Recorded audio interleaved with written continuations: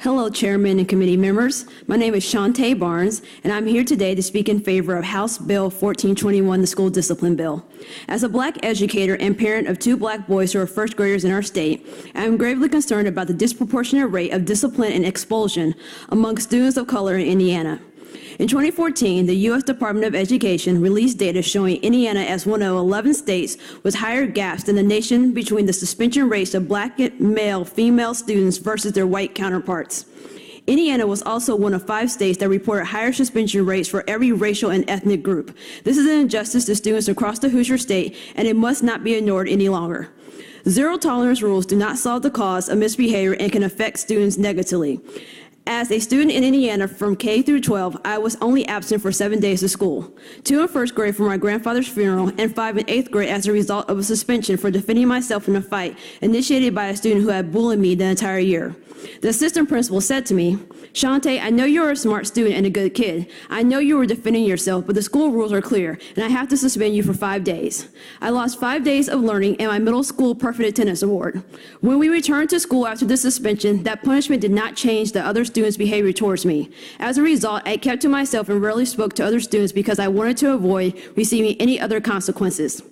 Now, as a parent, both of my Black sons have been suspended from preschool at one point in time. They entered preschool with many skills, including how to read basic books. They were bored and not interested in completing the work they already knew, which led to outbursts. Instead of finding engaging work for them on their level or helping them learn in the structure of the school, they were suspended. Staying at home didn't help them work through this issue in the classroom, and it did not give their teachers an opportunity to learn how to best coach them to acclimate them to the school environment. Finally, as an educator with 9 years of experience teaching in the classroom and 3 years of experience coaching teachers outside of the classroom, I want to ensure not only that this bill passes, but it passes with a definition of positive discipline and a definition of exclusion. It is important that exclusion is not defined as in-school suspension, ISS, or out-of-school suspension, OSS, but that the bill also keeps the language that exclusion is also any involuntary transfer that removes a student from the student's regular classroom. As a classroom teacher who worked in a school where we were told we had to lower our exclusion rates, which only meant ISS and OSS rates, students were excluded in other ways and poor behavior did not improve. Instead of assigning a student an ISS or an OSS, the student's parents would be called or he or she went home early, or the student sat in the office with the school secretary or the school counselor, or the student was sent to another teacher's classroom. As a teacher who was known for having good classroom management, I have had up to 6 additional students in my classroom at one time because they could not behave in their classroom. The worst part is my colleagues who constantly send students out never learn how to build relationships with those students to improve their behavior, and the students missed instruction, widening their academic gaps. As a former student who was wronged by zero tolerance, a parent whose Black sons were suspended in preschool, and as a Black educator dealing with students' discipline issues, I implore you to strongly consider the educational gaps that will continue in this state between Black and white students if this bill isn't passed and disproportionate discipline isn't addressed appropriately in Indiana. Thank you for this opportunity to speak.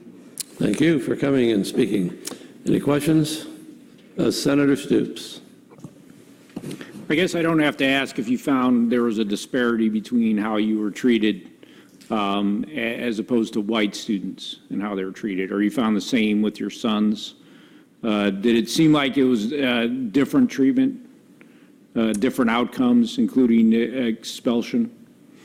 I'll speak on both of your questions. In regards to my son, when my one son did return back to his preschool after being suspended, I actually came in to observe because I really wanted to work with the teacher. And I had mentioned, because she was saying he was being rowdy, and I had mentioned another student who was Caucasian, I said he's doing the same thing. And so when I said that to the teacher, just kind of matter-of-factly, she was like, "Oh, I didn't see it that way." And there was also a study that was done about implicit bias in preschool. But as a teacher, one day, 2 students came to me and they said, "Mrs. Barnes, we're wearing the exact same outfit." It was a Black girl and a white girl.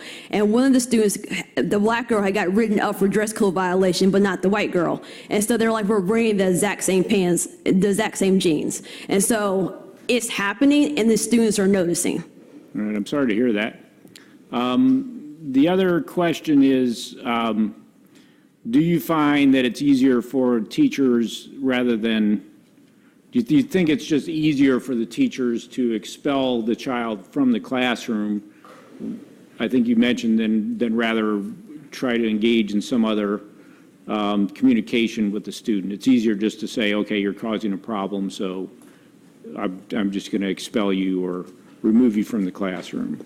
So the last 3 years, I've been a literacy coach, and I had this great idea that I was going to go in and deal with content, but I couldn't get to the content because we were dealing with classroom management issues.